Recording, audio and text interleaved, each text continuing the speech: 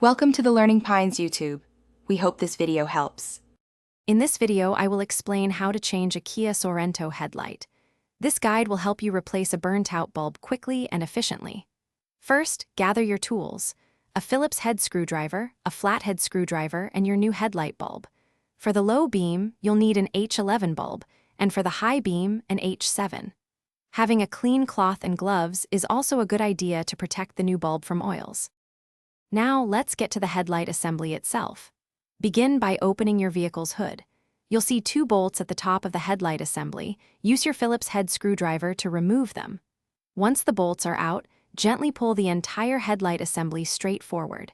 It's held in place by a few clips, so a firm but careful tug should release it. Finally, disconnect the electrical connectors by pressing their small release tabs. With the headlight assembly out, it's time to replace the bulb. Identify which bulb you need to change. The low beam is typically the larger one. Twist the old bulb's base counterclockwise about 1/4 of a turn to unlock it. Gently pull the old bulb straight out. Now, take your new bulb, holding it by its plastic base to avoid touching the glass. Insert it into the housing, align the tabs, and twist clockwise to secure it. Almost done. Now, let's put everything back together. First, reconnect all the electrical connectors to the headlight assembly. Make sure they click firmly into place. Then, carefully slide the entire headlight assembly back into its opening, ensuring the clips align and engage properly.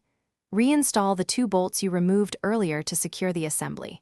Finally, turn on your vehicle's lights to test the new bulb and confirm it's shining brightly. Great job! Thanks for watching. Consider subscribing if we helped you.